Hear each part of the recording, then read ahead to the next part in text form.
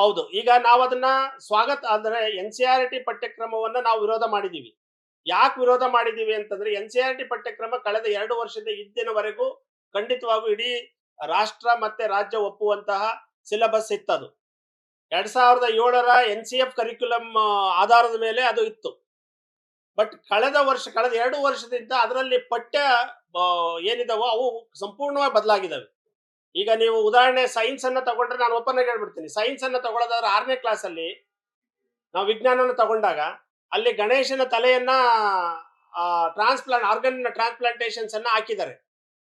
So ಅದೇನಾಗುತ್ತೆ ಅಂತಂದ್ರೆ ನಮ್ಮ ಈಗೇನು ಸೈನ್ಸ್ ಇದೆಯೋ basic science, universal accepted science, ಅವಾಗ ಮಕ್ಕಳು ಯೂನಿವರ್ಸಲ್ ಕಾಂಪಿಟೇಷನ್ ಎಲ್ಲೋ ಒಂದ್ ಕಡೆ ಅಡೆತಡೆ ಆಗುತ್ತೇನೋ ಅಂತ ಒಂದು.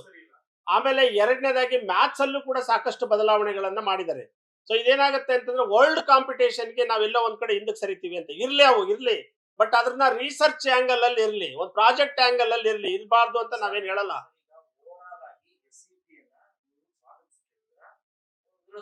ಓವರ್ ಆಲ್ ಆಗಿ ಎಸ್-ಸಿ-ಪಿ ನ ರಚನೆ ಮಾಡೋದಕ್ಕೆ ಒತ್ತಾಯ ಮಾಡಿದ್ದು ನಮ್ಮ ಸಂಘಟನೆನೆ. ಬಹಳ ಉಗ್ರವಾಗಿ ನಾವು ಅದನ್ನ ತಗೊಂಡಿದ್ವಿ, ಪ್ರತಿ ಮೀಟಿಂಗ್ ಅಲ್ಲೂ ಕೇಳ್ತಾ ಇದ್ವಿ.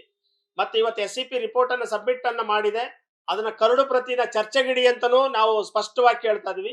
ಕರಡು ಪ್ರತಿ ಚರ್ಚೆ ಆದಾಗ ಅದರ ಫಲಶ್ರುತಿ ಇದೆಯಲ್ಲ, ಅದ್ರ ಫಲಶ್ರುತಿಯ ಆಧಾರದ ಮೇಲೆ ಅದನ್ನ ನಾವು ಸ್ವಾಗತವನ್ನ ಮಾಡ್ತೀವಿ. ಈಗಲೂ ಕೂಡ ಅದೇನು ಈಗ ಮುನ್ನೋಟ ಏನು ಕೊಟ್ಟಿದಾರಲ್ಲ, ಅದರ ಆಧಾರದ ಮೇಲೆ ನಾವು ಅದನ್ನ ಸ್ವಾಗತ ಮಾಡ್ತಾ ಇದೀವಿ. ಅದರಲ್ಲಿ ಒಂದ್ 2-3 ವಿಷಯಗಳು ಕನ್ಫ್ಯೂಷನ್ ಇದಾವೆ. ಒಂದನೇದಾಗಿ ಫೀಸ್ ರೆಗ್ಯುಲೇಷನ್ ಕಮಿಟಿ ಒಂದು ನಮ್ಮಲ್ಲಿ ಗೊಂದಲದಲ್ಲಿರುವಂತದ್ದು. ಒಂದ್ ನಿಮಿಷ ಸರ್, ಅಲ್ಲ ಹೇಳ್ಬಿಡ್ತೀನಿ.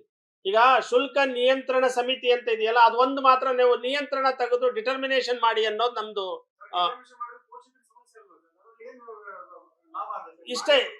ಇಷ್ಟೇ ಹೇಳ್ಬಿಡ್ತೀನಿ. ಡಿಟರ್ಮಿನೇಷನ್ ಕಮಿಟಿ ಇಡಿ 31 ಪ್ರಕಾರ, ಒಂದ್ ನಿಮಿಷ, ಇಡಿ 31 ಪ್ರಕಾರ 2017 ಇಡಿ 31 ಪ್ರಕಾರ ರಾಜ್ಯ ನೀತಿನೇ ಅದು. ಸೊ ಇಡಿ 31 ಪ್ರಕಾರ ಏನ್ ಹೇಳ್ತಾರ ಅವರು ಅಂತಂದ್ರೆ, ನೀವು ಪೋಷಕರು ಮತ್ತೆ ಮ್ಯಾನೇಜ್ಮೆಂಟ್ ಸಮಿತಿ ಅಂತ ಏನಿರುತ್ತಲ್ಲ, ಆ ಸಮಿತಿ ನಿರ್ಧರಿಸಿದ ಫೀಸಸ್ ಅನ್ನ ಕೊಡಬೇಕು ಅಂತ. ಈಗ ಇಲ್ಲಿ ಪೋಷಕರು ಅಂತ ವಿರೋಧ ಬರಲ್ವಲ್ಲ, ಪೋಷಕರೇ ಅಲ್ಲಿ ಇನ್ವಾಲ್ವ್ ಆಗಿರ್ತಾರಲ್ಲ. ಸೊ ಇವತ್ತು ಕೂಡ ಇದೆ ಅದು ಎಸ್-ಎಂ-ಸಿ. ಸೊ ಅದನ್ನ ನಾವು ಅದರದ್ದು ನಿರ್ಧರಿಸಿದ ಫೀಸಸ್ ಅನ್ನ ಅವ್ರು ಅನೌನ್ಸ್ ಮಾಡೋದ್ರಿಂದ ಆ ಶಾಲೆಯ ಖರ್ಚು ವೆಚ್ಚಗಳ ಆಧಾರದ ಮೇಲೆ ಫೀಸ್ ಡಿಸೈಡ್ ಆಗುತ್ತೆ. ನಿಯಂತ್ರಣ ಸಮಿತಿ ಅಂತಂದ್ರೆ ಸರ್ಕಾರನೇ ರೆಕಮೆಂಡ್ ಮಾಡುತ್ತೆ ಈ ಜಿಲ್ಲೆನಲ್ಲಿ ಇಷ್ಟು ಫೀಸ್ ತಗೋಬೇಕು ಅಂದಾಗ ಏನಾಗುತ್ತೆ, ಸೊ ಕೆಲವು ಶಾಲೆಗಳಿಗೆ ಬಹಳಷ್ಟು ಸಮಸ್ಯೆಗಳು ಸೃಷ್ಟಿಯಾಗ್ತವೆ. ಇದು ವಿಷಯ. ಮತ್ತೆ ಇನ್ಯಾವರ ಪ್ರಶ್ನೆಗಳು?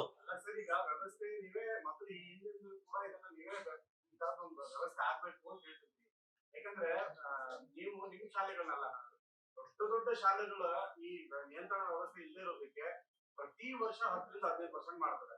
ಈ ನಿಯಂತ್ರಣ ವ್ಯವಸ್ಥೆ ತಂದ್ರೆ ಅದಕ್ಕೊಂದು ಕಟ್ಟಪಾಡು ಮಾಡಬಹುದಲ್ಲ ಅಂತ. ಖಂಡಿತವಾಗುವೆ ಡಿಟರ್ಮಿನೇಷನ್ ಕಮಿಟಿ ತಂದ್ರೂ ಕೂಡ ನೀವು ನಿಯಂತ್ರಿಸಬಹುದು. ಆಂಧ್ರದಲ್ಲಿ ಉದಾಹರಣೆ ಹೇಳ್ಬಿಡ್ತೀನಿ ನಾನು. ಆಂಧ್ರದಲ್ಲಿ ಡಿಟರ್ಮಿನೇಷನ್ ಕಮಿಟಿ ಅಂತ ತಂದಿದ್ದಾರೆ. ಡಿಟರ್ಮಿನೇಷನ್ ಕಮಿಟಿ ಫೀಸಸ್, ಹೈಯೆಸ್ಟ್ ಫೀಸಸ್ ಎಷ್ಟಿದೆ ಅಂತ ಅಲ್ಲಿ ಅನೌನ್ಸ್ ಆಗಿದೆ, 35,000 40,000 ರೂಪಾಯಿ. ನಾವು ಅವಾಗ ಏನಾಗ್ತವೆ, ದೊಡ್ಡ ಶಾಲೆಗಳೆಲ್ಲ ಐದರ್ ಕ್ಲೋಸ್ ಆಗ್ಬೇಕು, ಇಲ್ಲ ಬೇರೆ ಕಡೆ ಶಿಫ್ಟ್ ಆಗ್ಬೇಕು. ಇಲ್ಲೇನಾಯ್ತು, ಈಗ ಕರ್ನಾಟಕದಲ್ಲಿ ಆಂಧ್ರದ ಬಹುತೇಕ ಶಾಲೆಗಳು ಕರ್ನಾಟಕ ಬಂದ್ವು ಈಗ. ಯಾಕಂದ್ರೆ ಇಲ್ಲಿ ನಿಯಂತ್ರಣ ಅಥವಾ ಡಿಟರ್ಮಿನೇಷನ್ ಸಮಿತಿನೇ ಇಲ್ಲ, ಲೂಟಿ ನಡೀತಾ ಇದೆ ಅಂತಾನೆ ನಾನು ಸ್ಪಷ್ಟವಾಗಿ ಹೇಳ್ಬೇಕಾಗುತ್ತೆ. ಸೊ ಅಂತ ಶಾಲೆಗಳನ್ನಾದ್ರೂ ನಿಯಂತ್ರಿಸೋದಿಕ್ಕೆ ಮಹಾರಾಷ್ಟ್ರದ ಶಾಲೆಗಳು, ಆಂಧ್ರ ಶಾಲೆಗಳು, ತಮಿಳುನಾಡು ಶಾಲೆಗಳು ಯಥೇಚ್ಛವಾಗಿ ರಾಜ್ಯದ ತುಂಬಾ ಇದಾವೆ. ಸೊ ಅವುಗಳನ್ನ ನಿಯಂತ್ರಿಸಕ್ಕಾದ್ರೂ ಕೂಡ ಇದು ಡಿಟರ್ಮಿನೇಷನ್ ಕಮಿಟಿ ಮಾಡಬೇಕು ಅನ್ನೋದು ನಮ್ಮ ಒಕ್ಕೊತ್ತಾಯ ಆಯ್ತು. ಅದು ನಿಯಂತ್ರಣ ಸಮಿತಿ ಅಂತ ಅವ್ರು ಮಾಡಿದರೆ ಅದನ್ನೊಂದು ನಾವು ವಿರೋಧ ಮಾಡಿದ್ವಿ ಅಷ್ಟೇ.